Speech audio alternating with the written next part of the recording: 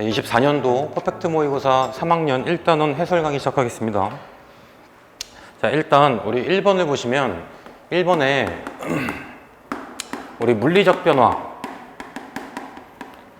대한 표현으로 옳은 것은 하고 옳은 것은 하고서 물어봤는데, 우리 정답 같은 경우에 지금 여기에 보이는 것처럼 5번입니다. 5번. 우리 일단 5번부터 보면은 물질을 이루는 분자의 배열은 변하지만 분자의 종류는 변하지 않는다 라고 해서, 실제로 우리가 물질의 물리적 변화와 화학적 변화를 비교했을 때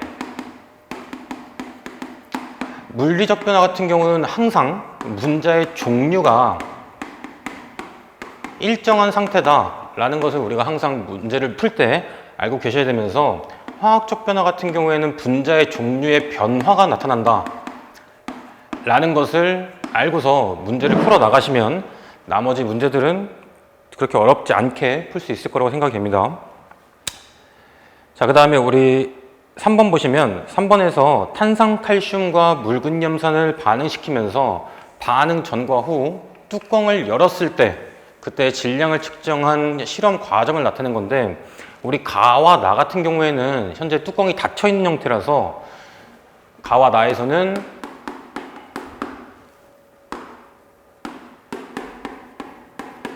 질량 변화가 존재하지 않는다 라는 것을 우리가 갖고 있어야 되고, 다 같은 경우에는 지금 그림에서 보는 것처럼 뚜껑을 열었을 때라는 표현이 있기 때문에 지금 이 상황에서는 질량 변화가 존재한다. 근데 우리가 질량 변화가 존재하지만은 얘가 감소했는지 증가했는지 우리가 확인을 해줘야 되는데, 지금 이런 문제 같은 경우에서는 우리가 반응식으로 한번 작성을 해보면 탄산칼슘, 사실 이 반응식 같은 경우에는 학교에서도 많이 강조를 하는 반응식이기 때문에 알고 계셔야 되는 반응식인데, 지금 요 같은 경우에 지금 이런 식으로 요 앞에 있는 놈이 우리 탄산칼슘이고, 염산을 떨어뜨렸을 때 이런 염화칼슘이 만들어지고 물과 이산화탄소가 만들어져 라는 걸 통해서, 이산화탄소라는 것은 우리가 사실 중학교 1학년 때부터 기체라는 표현을 알고 있기 때문에 질량 변화가 존재하는데, 이 질량이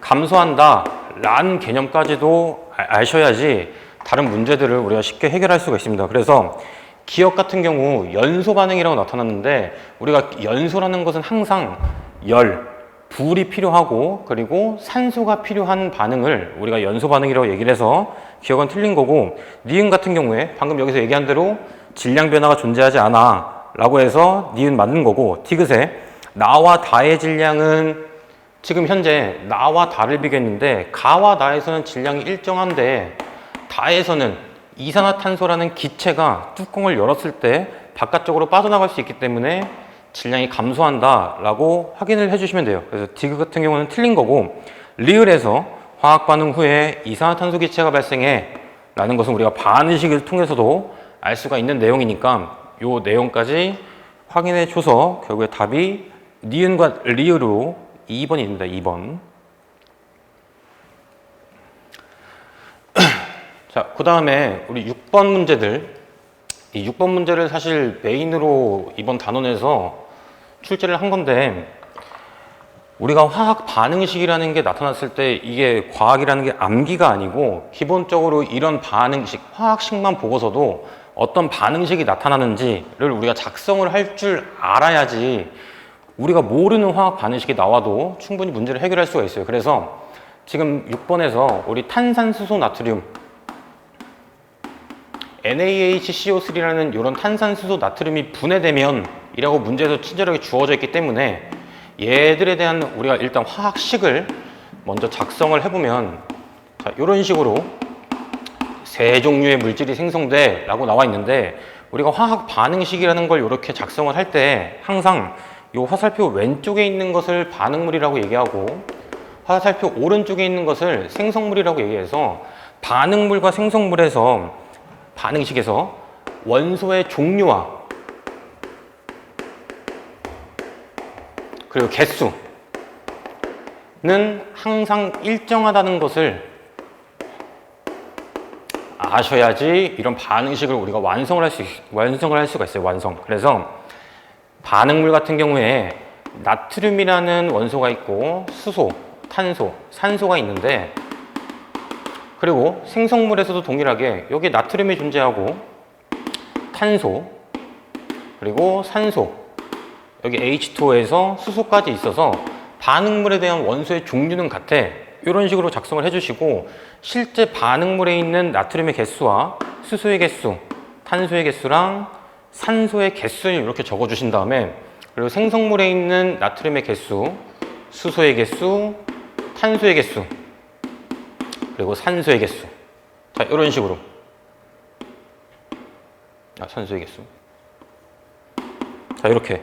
지금 이렇게 탄소와 산소 같은 경우 이런 식으로 분리를 해놓은 이유가 뭐냐면, 더 복잡한 화학 반응식이 있을 때 개수를 직접적으로 이 해당하는 원소의 개수에다가 곱슬 해주기 위해서 이렇게 쪼개놓은 거니까, 요거는 뒤에서 다시 한번 우리가 확인을 해주시면 되고, 실제로 나트륨의 개수와 수소의 개수, 지금 탄소의 개수랑 산소의 개수가 이렇게 각각 2배씩 존재하기 때문에 결국에 나트륨이라는, 탄산수소 나트륨이라는 것의 개수가 전체로 2개가 있어 라고 해서 각각에 곱하기 2를 해주면, 아까 우리가 확인했던 원소의 종류는 지금 동일해. 그리고 나서 이렇게 곱하기 2, 요 분자 화학식에다가 곱하기 2를 해줬을 때 반응물에 존재하는 원소의 개수와 생성물에 존재하는 원소의 개수가 동일해서 결국에 화학 반응식이 완성됐음을 알 수 있습니다. 이렇게. 자, 일단 이 과정 같은 경우에는 아까도 얘기했듯이 반응식을 우리가 암기가 아니고 모르더라도 이런 식으로 작성할 수 있는 과정을 꼭 공부를 했으면 좋겠습니다. 이렇게.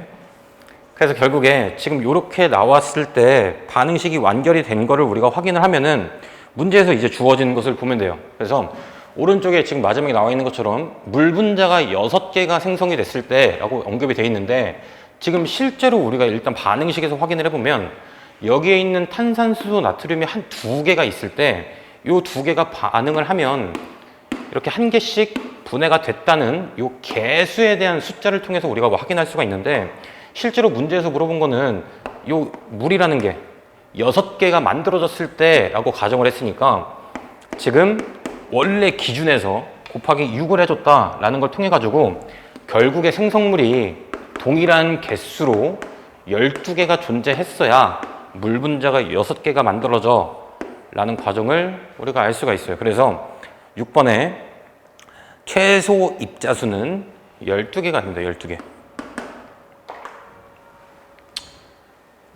그래서 다음 9번 보시면 우리 볼트와 너트를 이용해서 화합물 BN2를 만드는 반응을 모형으로 나타냈을 때 BN2에 대한 질량이 28g이고 B의 질량이 20g일 때 BN2를 이루는 볼트와 너트의 질량비를 물어봤어요. 그래서 결국에 우리가 생성물만 일단 보면 얘를 이루는 물질 자체의 질량이 28g인데 이 안에 B라는 게 하나가 있는 거고 N이라는 게 2개가 있어요. 2개.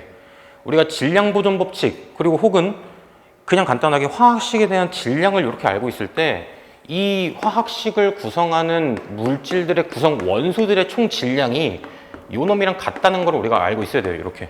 사실 질량 보존 법칙이라고도 얘기한 게 반응물의 총 질량과 생성물의 총 질량이 같은 것을 우리가 질량 보존 법칙이라고 얘기를 해주는데, 지금 문제에서 요 놈의 질량이 20g이야.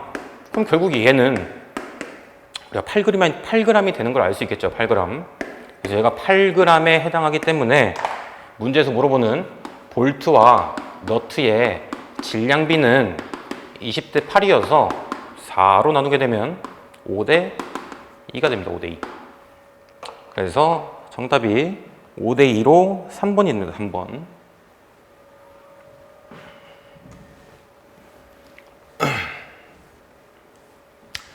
자, 그다음 10번 보시면, 자, 그림은 3g인 볼트. 자, 볼트가 3g이고, 그리고 10개가 있대요. 10개. 자, 얘가 10개가 있는데 3g. 그리고 너트도 10개가 존재하는데 얘가 2g이에요. 자, 그랬을 때 문제에서 화학 반응식을 주어졌는데 이 반응식에서 B와 3개의 너트가, 볼트와 3개의 너트가 만났을 때 BN3라는 게 만들어져. 자, 일단 이런 반응식이 나왔을 때 우리가 개수비를 먼저 확인해 줘야 돼요. 개수. 아까도 얘기했듯이 개수라는 거는 이 원소 앞에 있는 큰 숫자들을 얘기하는데 얘네들에 대한 비율이 1대 3대 1이에요. 1대 3대 1. 그러면 결국에 개수비라는 거는 우리가 개수비라고도 알 수 있어서 결국에 1개 대 3개 대 1개 대 3개가 만났을 때 결국에 요놈의 1개가 생성돼 라는 걸 통해 가지고 일단 요놈에 대한 개수를 확인해 보면 10개가 있고 10개가 있는데 여기서 1대 3에 대한 비율로 반응을 하려면 요놈이 너트라는 게 9개가 반응해야 되고 그에 따라서 볼트가 3개가 반응해. 그리고 나서 생성물도 당연히 3개가 생성돼야 돼요. 이렇게. 이런 것을 통해서 결국 남은 게 어떤 건지도 우리가 알 수가 있고 이 과정을 통해 가지고 우리가 이제 질량을 통한 질량 보존 법칙을 이제 물어볼 건데 기억에 최대로 만들 수 있는 화합물의 모형은 3개이다 라고 나와 있어요. 그래서 지금 우리가 맥시멈 10개까지밖에 존재하지 않고 있기 때문에 9개를 사용하는 게 가장 많은 양을 사용해서 결국에 이놈의 3개가 만들어져 라고 해서 기억이 맞는 거고 니은에 자, 화학 반응식으로 나타내면 N3가 아니고 3개의 N이다 라고 해서 문제도 사실 그림에도 주어진 것처럼 우리가 그냥 그대로 쓰시면 돼요. 그대로. 만약에 N3라고 우리가 돼 있으면 너트라는 게 이렇게 3개가 붙어 있어야 돼요. 3개가. 그래서 요 놈이 N3고 지금 그림에 주어진 거는 따로 존재하기 때문에 각각을 하나씩으로 봐야 돼요. 하나씩. 그 다음 디귿에 질량 보존 법칙은 성립한다 라고 우리가 하셔야 되는 게 원래 존재하고 있던 거 실제로는 얘네가 30g이 존재해. 자, 1개당 3g이었으니까 10개가 있어서 30g인 거고 여기도 1개당 2g인데 10개가 있으니까 20g이에요. 20g. 그럼 이거를 통해서 그러면 결국에 생성물이 50g이 아니겠느냐 라고 하면은 우리가 이 문제를 틀리는 거고 지금 문제에서 물어보는 거는 이 반응식을 통해서 너희가 요거를 계산할 줄 아느냐 라는 것을 물어보기 때문에 결국에 3개가 이용된 볼트 같은 경우에는 하나당 3g이기 때문에 총 9g이고 반응물에 존재하는 너트 같은 경우 하나에 2g인데 9개가 존재해서 18g. 요놈의 합이 결국에 27g이 돼야 되는데 여기서도 동일하게 볼트라는 게 하나당 3g이고 너트라는 게 2g인데 3개가 있어서 하나의 BN3는 우리가 9g이 나와요. 9g. 근데 아까 얘기했던 것처럼 3개라는 게 만들어지기 때문에 곱하기 3을 해주면 27g이다. 결국에 반응물에 존재하는 총 질량과 생성물의 총 합이 같다라고 해서 이것도 맞는 거고 리을에 화합물 모형을 이루는 볼트와 너트의 질량비를 물어봤어요. 질량비. 자, 지금 여기 보시면 볼트와 너트의 질량비에서 얘는 3대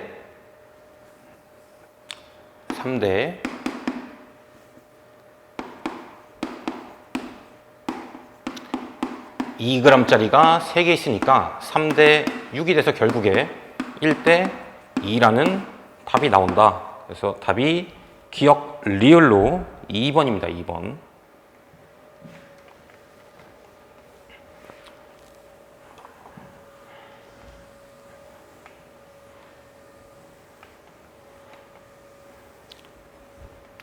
자, 다음 11번 문제. 자, 사실 요거는 보너스 문제라고 우리가 생각을 하고 있는데 기본적으로 아까 얘기했듯이 반응물이라는 게 있을 때 화학식이 있을 때 반응물에 존재하는 원소의 종류와 개수 그리고 생성물에 존재하는 원소의 종류와 개수가 서로 같아야 돼 라는 걸 통하면 사실 간단하게 우리 3번이 나옵니다. 3번. 나머지들은 반응물에 존재하는 원소의 종류랑 개수가 전부 다 같기 때문에 생성물까지 문제가 없는데 3번 같은 경우에는 반응물에 존재하는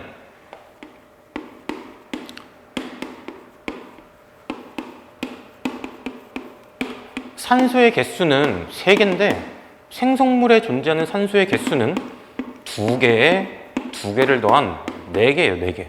그래서 결국에 반응식이 완성이 되어 있지 않기 때문에 우리가 화학 반응식으로 옳지 않다라고 해서 답이 3번이 됩니다. 3번.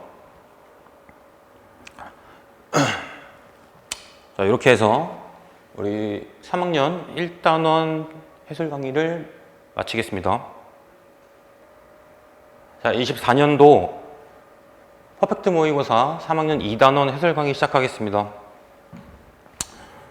자, 우리 2단원은 우리 기권과 날씨 파트로 1번 문제 같은 경우에 가장 처음에 우리가 요거를 배우면 나오는 내용들인데 대기권에 대한 각층에 대한 설명이에요, 설명. 그래서 우리가 옳은 설명으로 라고 해서 답이 5번이 나오는데 5번 같은 경우에 성층권에서 위로 올라갈수록 기온이 상승하는 이유는 오존층 때문이다. 그래서 오존층에서 태양 복사 에너지, 우리가 즉 자외선이라는 걸 흡수하기 때문에 기온이 증가해 라는 것을 얘기할 수가 있고, 반대로 우리가 대륙권이라고 얘기하는 성층권 아래에 있는 구간 같은 경우에는 높이가 증가할수록 기온이 감소해요. 자, 얘가 우리가 기온이 감소하는 이유가 뭐야? 라고 물어보면은 요 놈은 우리가 지구 복사 에너지라는 게 존재하는데 지표면에서 반사하는 지구 복사 에너지의 양이 감소하기 때문에 점점 기온이 감소한다 라고 생각을 해주시면 돼요. 그래서 우리가 간단하게 답이 5번이라고 얘기를 할 수가 있고, 좀 주의해서 우리가 봐줘야 될 거는 4번인데 대륙권에서는 공기가 안정되어 있어서 기상현상이 나타나지 않는다 라고 나와 있어요. 우리 대륙권은 대류현상이 일어나기 때문에 안정한 상태가 아니라고 우리가 얘기를 하고, 오히려 공기가 안정되어 있는 부분은 가장 안정한 층인 성층권을 얘기해줘요. 성층권. 그래서 사실 대륙권에서는 대류현상도 일어나지만 우리 수증기가 존재해서 존재하지만은 수증기도 사실 상당히 많은 양이 있어요. 많은 양. 그래서 많은 양의 수증기가 존재하기 때문에 대륙권에서는 대류현상과 더불어서 기상현상도 발생한다 라고 개념을 좀 명확히 알아주시면 됩니다. 자, 그 다음에 2번 보시면 우리 지구에 대한 열 출입이라고 얘기하고, 요 놈은 우리 복사평형이라고도 표현해 주는데, 지금 여기에서 나오는 태양 복사 에너지가 100%가 존재해 라고 얘기를 해주고, 이 태양 복사 에너지 이후에 지구에서 흡수하는 거, 그러니까 대기를 포함한 지구 전체에서 흡수하는 거는 구름과 대기에서 20%를 흡수하고, 그리고 지표면에서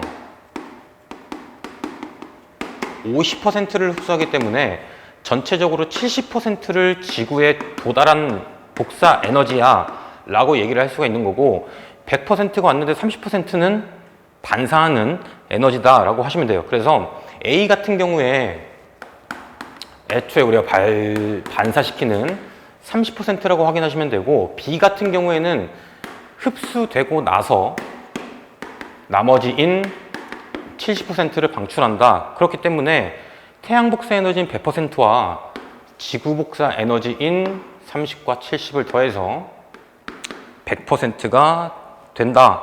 그래서 결국에 우리 기억을 보시면 지구에 흡수되는 태양 복사 에너지 양은 여기서 얘기한 대로 지구가 흡수한 것은 구름과 대기, 지표면을 통틀어서 얘기하는 20과 50을 더한 70%가 되는 거고, 니은 같은 경우 지구에서 우주로 방출되는 지구 복사 에너지 양 B는 흡수된 것에 대한 순환을 통해 70%가 반사되기 때문에 지구 복사 에너지 양은 70%야 라고 표현하시면 되고, 그래서 니은이 틀린 거예요. 50%가 아니고 70%. 그 다음 디귿에 지구 대기와 지표면에 의해 반사되는 태양 복사 에너지 양 A는 30%이다 라고 해서 결국에 답이 우리 3번입니다. 3번. 그래서 복사 에너지 같은 경우에는 흡수했는데 왜 70%가 그대로 방출되냐라는 개념 같은 경우에는 우리가 나중에 고1 통합과학에서 조금 더 자세하게 얘기를 해주고, 사실 순환 과정을 통해서 일부 축적되어 있는 것까지 같이 방출하기 때문에 같은 양을 같은 비율을 방출한다 라고 생각하시면 돼요. 그래서 A와 B가 명확하게 어떤 건지를 구분하시면 됩니다. 자, 그 다음에 우리 4번 보시면 4번이 사실 우리가 포화 수증기량이라는 표현에서 이 곡선을 통해서 어느 정도의 수증기량이 존재하고 얘에 대한 상대 습도를 어떻게 구하는지를 물어보는 문제인데 기본적인 문제가 아니고 지금 이 문제에서 한 가지의 어떤 변수가 있다면 30도씨의 공기 안에 자 10m 3승이라는 곳 안에 포함되어 있는 수증기량이 120g이라고 나와 있어요. 120g. 사실 미터 3승이라는 표현도 하지만은 우리가 킬로그램이라고 보셔도 돼요. 킬로그램.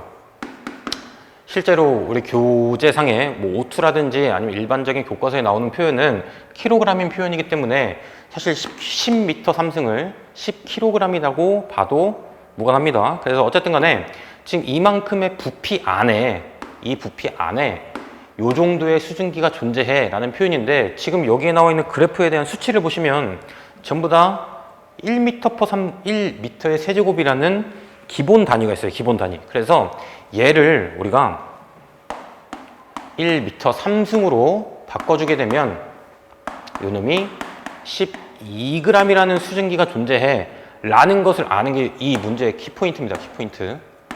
가장 많이 문제들을 학생들이 안 읽기 때문에 요 문제들 요런 수치를 갖고서 선생님들이 장난을 많이 치니까 항상 문제를 잘 읽는 좀 습관을 가지시면 되고 결국에 현재 수증기량 우리 얘기하는 실제 수증기량이 이 정도야. 그러면 우리가 상대 습도라는 공식은 포화분에 해당 온도에 존재하는 수증기량분에 실제로 존재하는 수증기량에다가 곱하기 100을 해주는 이런 값을 우리가 실제 수증기량이라고 하기 때문에 결국에 30도씨에서 포화 수증기량은 30.4고 실제 수증기량이 12g이어서 얘를 계산해 보면 우리 3번처럼 약 39%가 나옵니다. 9%. 그래서 답이 3번이에요. 3번. 그래서 이 문제를 출제한 이유는 아까 얘기했듯이 문제를 잘 읽어야 되면서 요거를 이런 기본 단위로 바꿔주는 그런 생각을 항상 가지면서 문제를 풀어야 된다.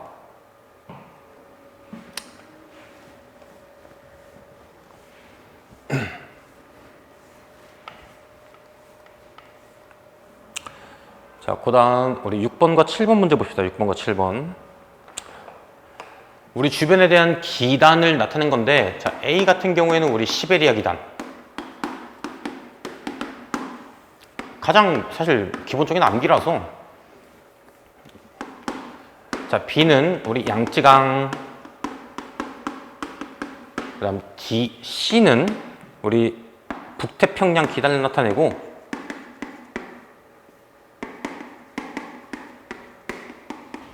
D 같은 경우에는 우리 오호츠크의 기단을 나타내요. 자, 이런 식으로 우리가 A, B, C, D가 어떤 기단인지도 알아야 되지만은 각각의 특징들을 확인을 해줘야 되는데 우리 A랑 D 같은 경우에 지금 북쪽에서 오는 바람이기 때문에 요 놈들은 우리가 한랭한 상태야, 차가운 바람이야 라는 걸 확인해 주셔야 되고 그 다음에 B와 C 같은 경우에는 북태평양 우리 한국이 중위도에 있을 때 저위도, 곧 적도 쪽에서 올라오는 약간 남쪽에서 불어오는 바람, 뜨거운 바람이기 때문에 얘네들은 온난한 바람이야 라는 것을 우리가 확인을 해 주셔야 돼요. 그래서 지금 요것들을 먼저 확인을 해주고 나서 이제 왼쪽과 오른쪽으로 구분해 줄 건데 왼쪽 같은 경우에는 대륙에서 불어오는 바람이기 때문에 이놈은 건조한 상태야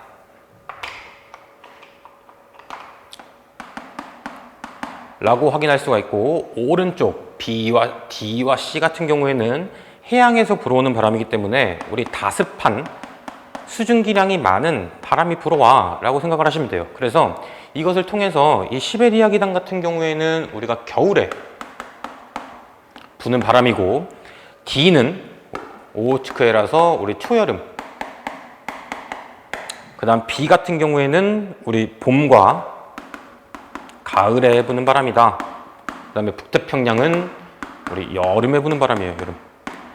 자, 이렇게 봤을 때 장마철이라는 거는 일반적으로 우리가 여름에 발생하는 것을 장마철이라고 하기 때문에 여기서 여름에 부는 바람들은 D와 C, 그래서 6번 같은 경우에는 우리가 5번이라고 쉽게 알 수가 있고, 자, 7번을 보시면 위 그림에서 우리나라에 영향을 주는 기단에 대한 설명으로 옳지 않은 것은 이라고 나와 있어요. 자, 이 1, 2, 4번, 1, 2, 3, 4번 같은 경우에는 사실 기단의 특징을 얘기한 거라서 우리가 크게 문제만 봐도 확인할 수가 있는데 개념을 알고 있을 때, 5번 같은 경우에는 이 5번에 대한 선지를 읽었을 때 우리가 비기단에 의해 봄철 높새바람이라는 표현이 있어요. 봄철 높새바람. 근데 비기단은 우리가 동일하게 봄이죠, 봄. 근데 여기서 농작물에 큰 피해를 입는다라고 나와 있으면서 내가 높새바람에 대한 특징을 얘기했는데 일시적으로 차가운 바람이 부는 바람이에요. 차가운 바람. 근데 양쯔강은 봄과 가을에 오면서 온난한 바람이 불어요. 온난.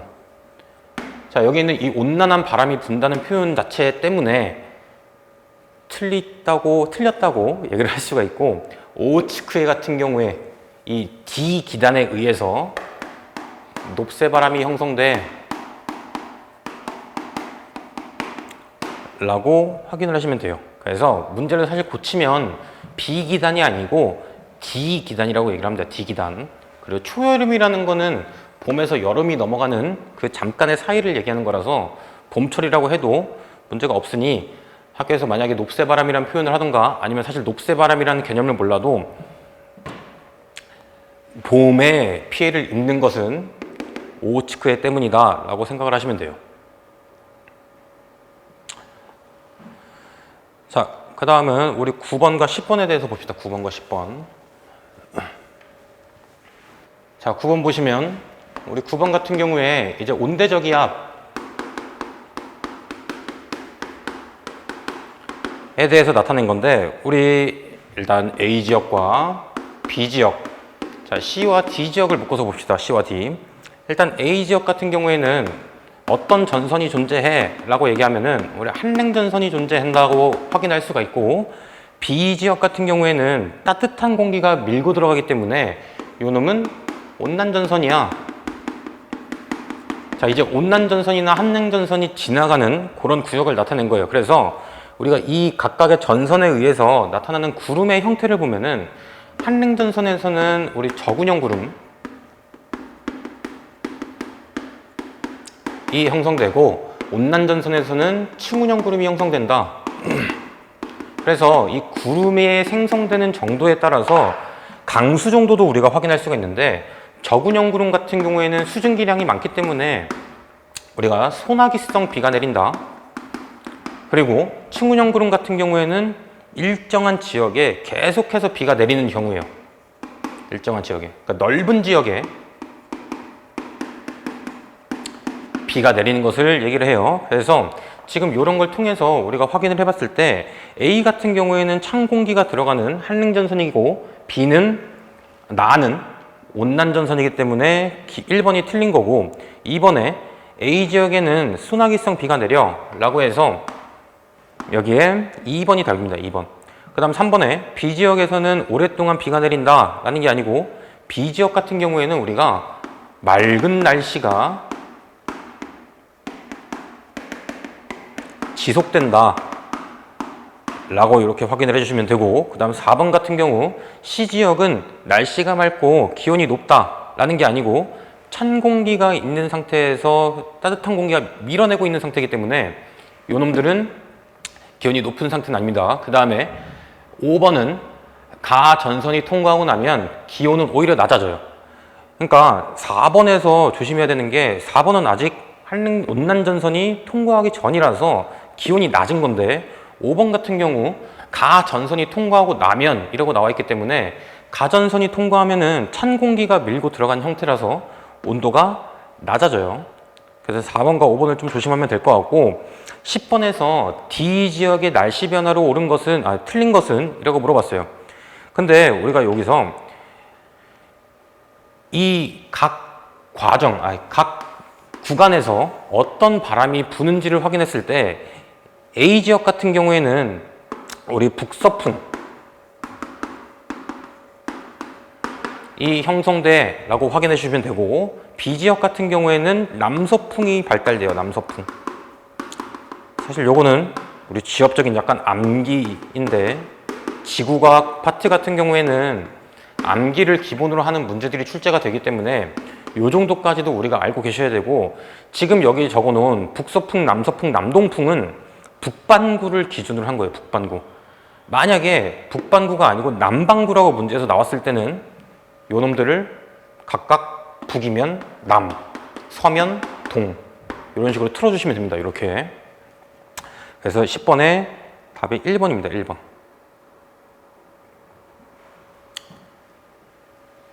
그래서 우리 2단원, 퍼펙트 모의고사 2단원 해설을 마치겠습니다. 24년도 퍼펙트 모의고사 3단원 해설 강의 시작하겠습니다. 우리 1번에서 자유낙하 운동에 대한 설명으로 옳은 것을 모두 고르라고 얘기가 나왔는데, 지금 여기서 얘기한 대로 이 모두라는 표현에서 우리 답이 두 개예요. 두 개. 그래서 일단 자유낙하 운동이 어떤 건지 우리가 먼저 좀 생각을 해보면, 자유낙하 운동이라는 거는 등가속도 운동이다 라는 것을 우리가 먼저 확인을 해줘야 돼. 그래서 이 자유낙하 운동이라는 거는 등속 운동이 아니고 등가속도 운동이면서 가속도가 일정한 상태의 운동을 우리가 등가속도 운동이라고 하기 때문에, 지금 우리 2번을 먼저 좀 보시면, 2번에서 연직 아래 방향으로 중력이 작용한다 라는 것이 자유낙하 운동에 대한 가장 기본적인 개념이면서, 중력으로 인해서 물체가 힘을 받아 라고 생각을 해서 우리 답이 일단 2번이고, 그 다음에 3번 같은 경우 1초마다 이동한 거리가 점점 증가한다 라고 되어 있는데, 이 3번은 사실 가장 중요하게 우리가 알고 있어야 되는 자유낙하 운동에 대한 개념이에요. 등속 운동 같은 경우에는 이동한 거리가 증가해 라는 표현에서 우리가 단순하게 이동 거리와 시간에 대한 그래프에서 이런 형태의 그래프를 형성하는 게 우리 등속 직선 운동인데, 등가속도 운동은 이동 거리와 시간 그래프에서 이런 이차 함수에 대한 그래프를 갖고 있어요. 그래서 실제로 교과서나 아니면 문제집 같은 데에서 이 3번에 대한 표현을 자유낙하 운동에 대한 답이야, 자유낙하 운동에 대한 이동 거리에 대한 해석이야 라고 문제에서 나오기 때문에 3번의 개념을 항상 잘 알고 계셔야 되면서, 우리가 주의해야 될 개념 같은 게 어떤 게 있냐면, 5번을 보시면, 자, 진공에서 물체가 같은 높이에서 자유낙하 운동을 할 때 질량이 큰 물체가 먼저 떨어져 라는 표현은 어떤 거냐면, 우리가 자유낙하 운동이라는 것은 진공 상태를 기준으로 하고, 진공이 아닐 때에는 우리가 공기저항력이라는 게 존재해서, 그 공기저항력으로 인해서 물체의 낙하 속도에 대한, 낙하 시간에 대한 차이가 존재한다 라고 확인을 해주시면, 우리 1번의 답이 2번과 3번인가라는 것을 확인할 수가 있고, 5번 같은 경우를 조심해야 된다 라고 해서 이 1번 문제를 출제했었고, 자, 우리 2번 그래프 보면 그림은 어떤 물체의 시간에 따른 이동거리를 나타냈다 라고 나와 있는데, 지금 이동거리와 시간에 대한 그래프를 봤을 때 4초가 존재하고, 지금 시간이 여기가 4m, 그리고 8m까지 6m까지 지금 이런 형태 그래프를 갖고 있어요. 이런 형태. 자, 같은 시간에 대해서 지금 그래프에 지금 모습이 좀 이상한데, 조금 더.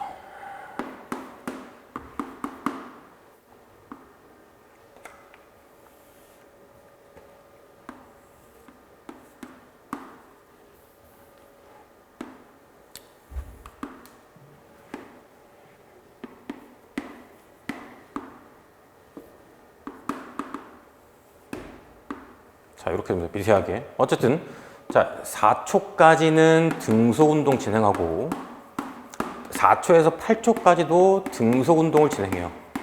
그랬을 때, 이 이동거리와 시간에 대한 그래프에서 기울기가 어떤 것을 나타내는지를 우리가 확인을 해주는 문제인데, 이동거리와 시간에 대한 그래프에서의 기울기는 우리가 항상 속력이라는 것을 알고 있어야 돼요. 속력. 그랬을 때 현재 4초까지의 기울기가 일정하고 4에서 6초까지의 기울기가 일정하기 때문에 둘 다 등속 운동을 진행하고 있는 거고, 이 각각의 기울기를 확인해 보면 얘는 앞에 쪽은 1m/s에 대한 속력으로 물체가 운동을 하고 있는 거고, 4초부터 8초까지는 여기서는 0.5m/s에 대한 속력으로 등속 운동을 해 라고 얘기를 해서 우리 정답이 3번입니다. 3번. 그래서 등속 운동인지 아니면 등가속도 운동인지 우리 그래프에 대한 해석을 확실하게 좀 명확하게 해주셔야 되는 문제였고, 자, 3번 같은 경우 우리 일과 에너지에 대한 전환에 대한 대표적인 문제인데, 지금 물체에 대한 질량이 나와 있고 그리고 물체 최초의 속력이 나와 있어요. 속력. 그래서 최초에 2cm/s라는 속력으로 운동하고 있었는데, 자, 이때가 5cm라는 나무도막을 밀었대.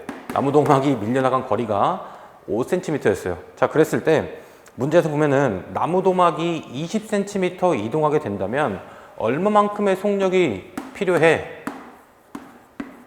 라고 해서 실제로 우리가 요 운동 에너지와 일과 에너지의 전원에서는 속력에 대한 제곱이 곧 물체를 밀고 간 거리야 라고 표현을 해줘서 2cm/s라는 속력을 통해서 5cm를 밀고 갔으면 지금 20cm를 밀고 가기 위해서는 4배가 필요하죠. 4배.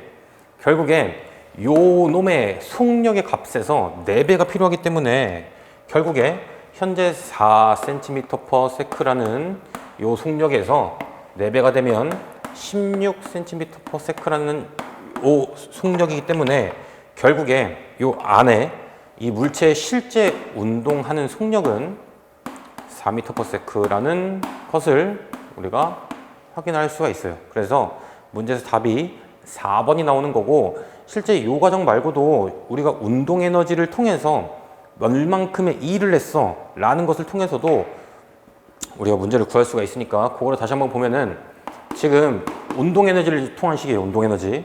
자, 2분의 1에 질량이 2kg이고 속력이 2였을 때 우리 일단 운동 에너지에 관한 공식은 mv제곱이라는 요 2분의 1 mv제곱 운동 에너지의 공식이 존재하기 때문에 요 값은 우리가 4줄만큼의 일을 했어 라고 표현할 수가 있는 거고, 4줄만큼의 운동 에너지를 갖고 있어 라고 얘기를 할 수가 있는 거고, 요 4줄만큼의 일이 나무도막을 5cm만큼 밀어낸 거예요.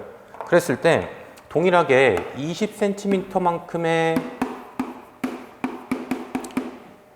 나무도막이 밀려나갔을 때 이때 속력이 얼마겠어? 라고 지금 구하는 것과 동일하다라고 보시면 됩니다. 이렇게. 자, 그럼 결국에 얘가 4배가 됐기 때문에 에너지도 4배가 돼야 되고, 4배가 되기 위해서는 16줄이라는 에너지를 소모해야 돼서 결국에 계산을 해보면 V제곱이라는 거는 16이라서 속력이 4라는 게 나와요. 4. 그래서 이 두 가지의 방법으로도 우리가 해결할 수 있다는 것을 지금 두 종류의 풀이법으로 얘기를 한 겁니다. 얘기를.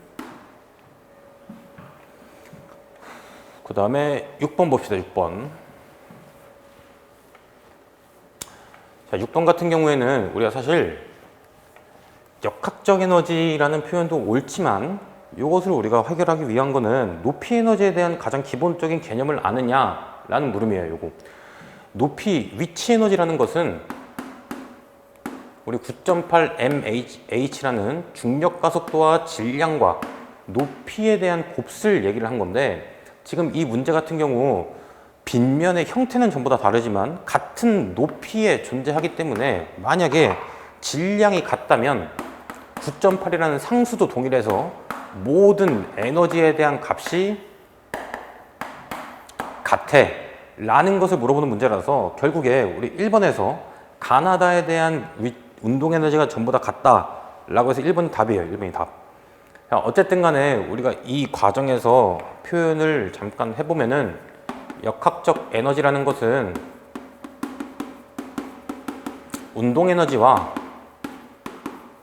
그리고 위치 에너지에 대한 합인데, 우리가 정상 꼭대기에 있을 때 최초의 정지에 있었기 때문에 속력으로 표현할 수 있는 운동 에너지가 0이에요. 0.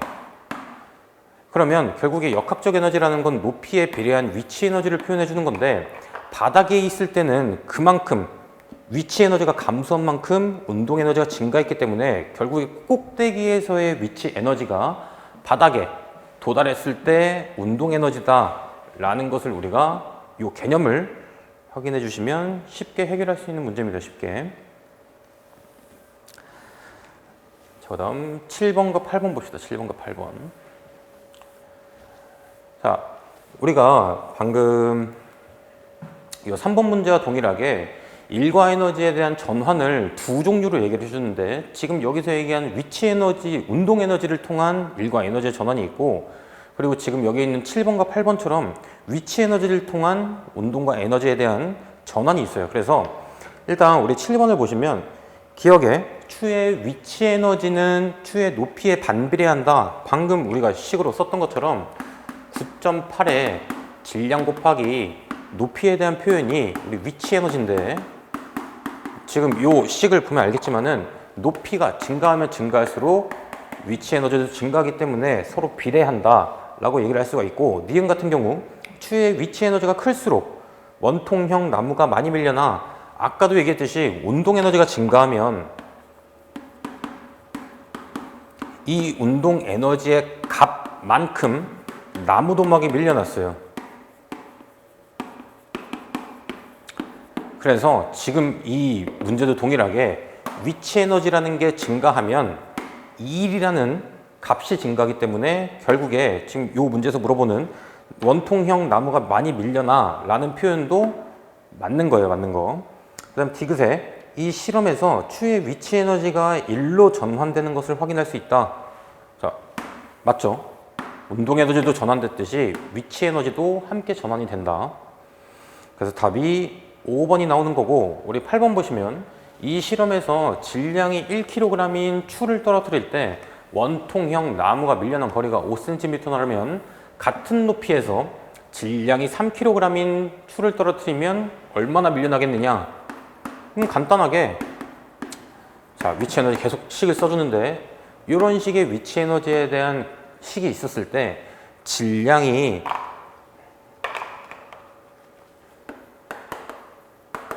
(1kg이고) 높이는 같아요. 같은 높이. 자, 그랬을 때 나무 도막이 밀려난 거리가 5cm래요. 5cm. 그러면 문제에서 물어본 게 동일한 질량을 갖는 게 아니고 3kg인 질량을 갖는 추를 같은 높이에서 떨어뜨리면 얼마만큼 밀려나겠어? 라는 표현이기 때문에 그냥 단순히 실제 값을 계산하는 게 아니고 비례로 3배가 증가했을 때 얘도 3배가 증가해 라고 해서 우리 15cm가 답입니다. 15cm. 답이 4번이에요. 8번은. 자, 그 다음에 11번 보시면 11번 같은 문제도 우리가 첫 번째 1번에서 얘기했던 대로 자유낙하 운동에 대한 표현이에요. 자유낙하. 이 우주라는 공간에서 지금 진공이라는 조건을 줬기 때문에 진공 상태에서는 같은 높이에서 어떤 물체를 떨어뜨렸든 간에 동일한 속력에 대한 변화가 있다. 왜냐하면 자유낙하 운동은 등가속도 운동이기 때문에 질량이 다르더라도 높이만 같으면 같이 떨어져. 그래서 우리가 답이 간단하게 1대1로 3번으로 확인할 수 있어요. 3번. 자유낙하 운동에서 가장 기본적인 개념은 질량에 관계없이 높이만 같으면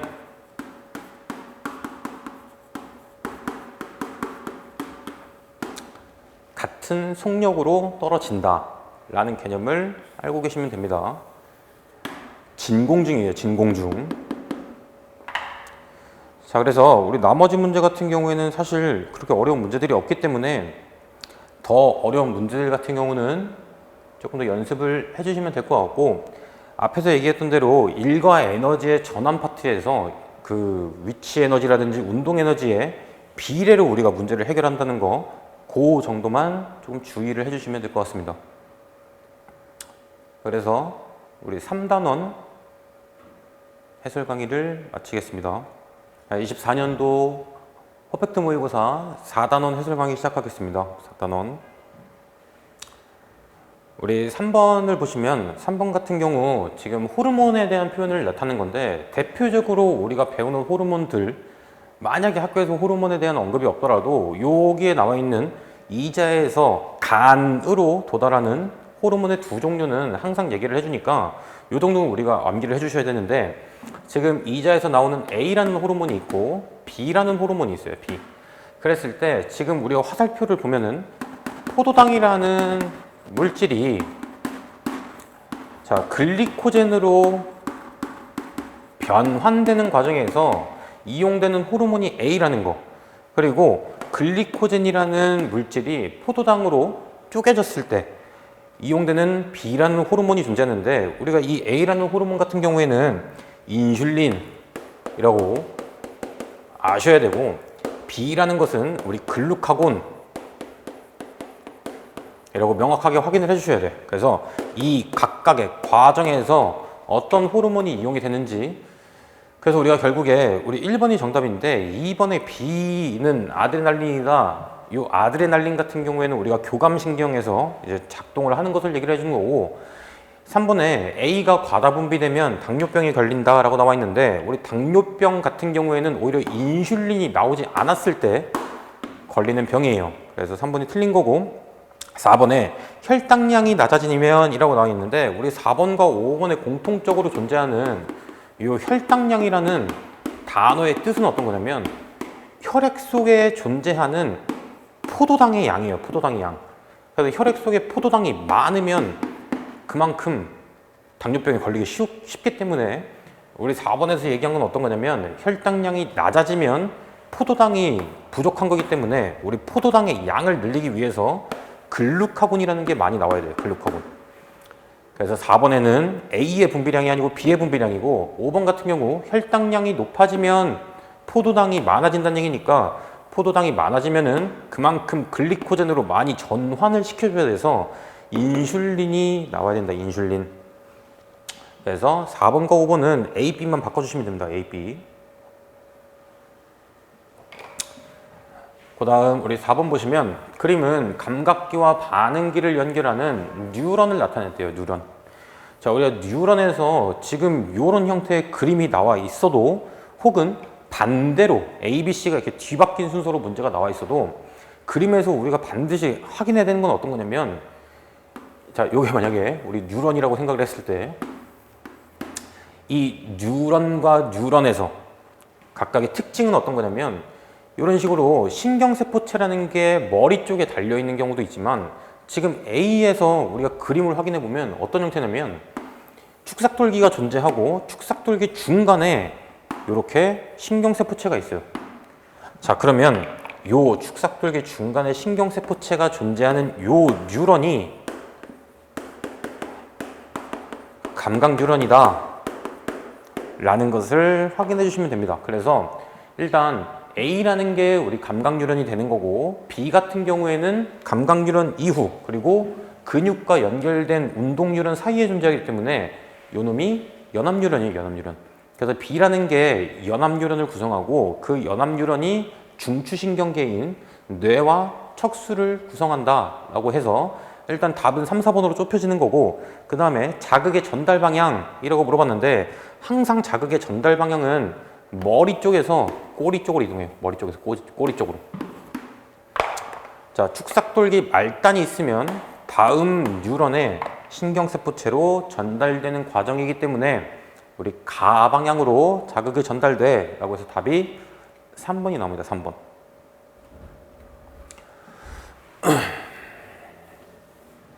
자, 그 다음 6번 보시면 눈에 대한 문제가 반드시 한 문제 정도는 출제가 될 건데, 이 문제 같은 경우에는 두 개를 같이 우리가 확인할 수 있는 문제예요. 두 개를.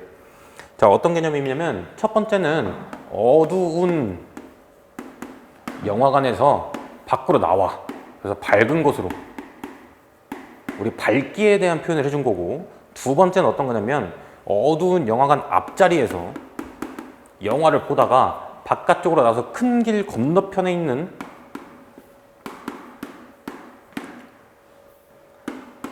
원근에 대해서 표현을 해준 거예요. 그래서 우리 홍채와 동공 같은 경우에는 이런 명암, 어두운 것과 밝은 것을 얘기해 주는 거고, 그리고 선모채와 수정채는 원근에 대해서 표현을 해주는 거라서 지금 앞에 있는 두 개를 우리가 묶어보면은 어두운 곳에서 밝은 곳으로 갈 때는 빛이 적은 곳에서 빛이 많은 쪽으로 가기 때문에 동공이 축소해야 돼요. 축소.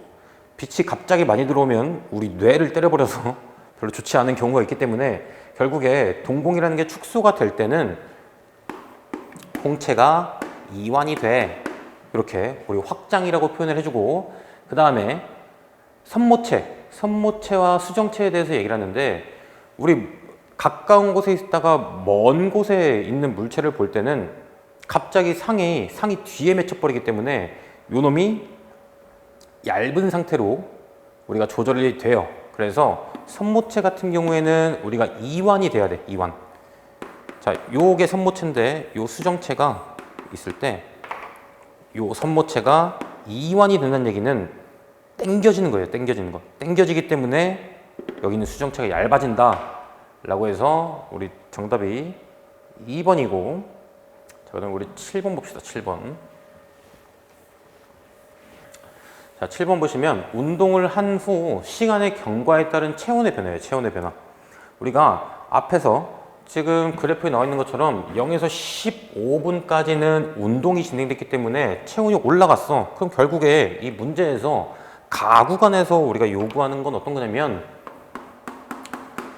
그래프를 본 것처럼 Y축에서 체온이 점점점 낮아져요. 그래서 정상 체온으로 되돌아가기 위해서 체온이 감소하는 경우를 우리가 확인을 해주는 거예요. 그래서 우리 문제에서 나온 것처럼 우리 몸에서 체온을 일정하게 유지하기 위해 가구간에서 일어나는 조절로 옳은 것이라고 나와 있는데, 우리 1번 보시면 신경의 작용으로 근육이 떨려 라고 얘기하는 거는 우리 근육 떨림은 체온을 높이기 위한 거예요. 체온을 높이기 위한 거.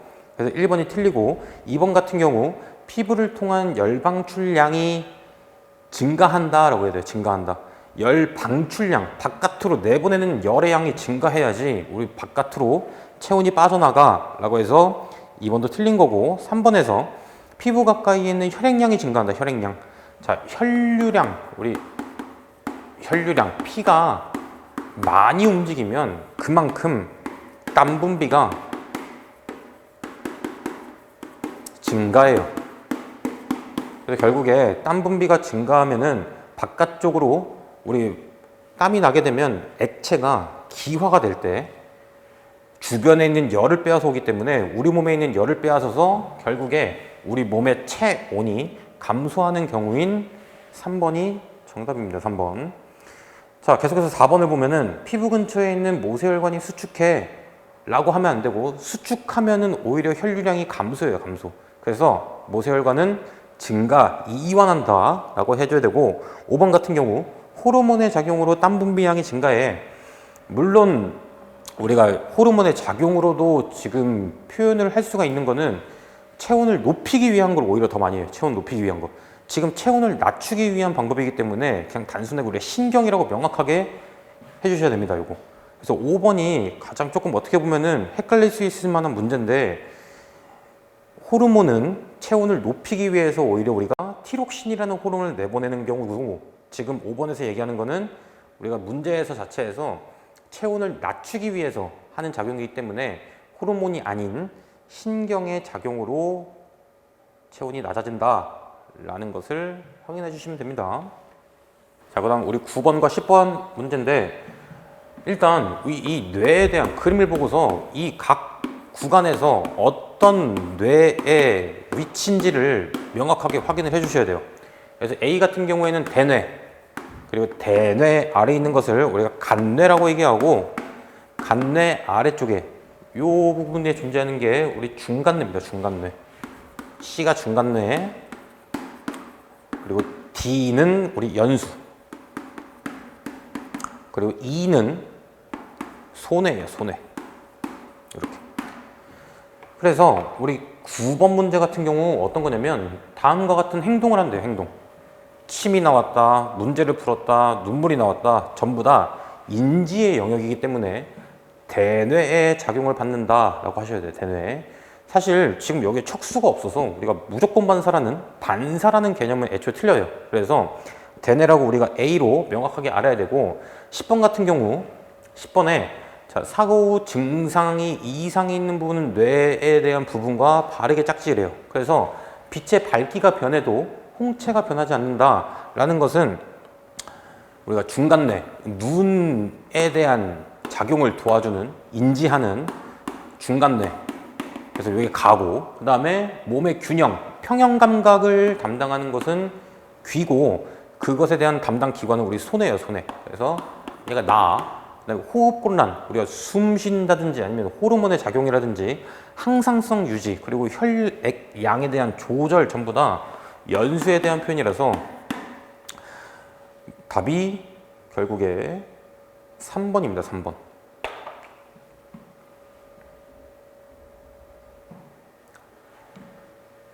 그 다음 11번에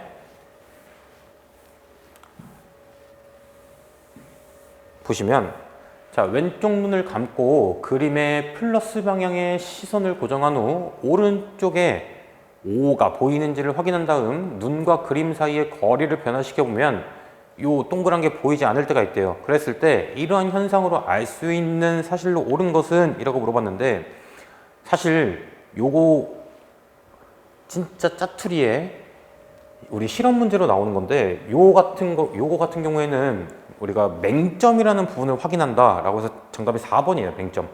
맹점 같은 경우에는 우리가 망막 안에 존재하지만 시각 신경이 존재하고 있어서 실제로 상이 맺히지 않는 부분을 맹점이라고 해서 답이 명확하게 우리 4번으로 나오는데, 사실 여기서 우리가 헷갈릴 수 있을 만한 것들은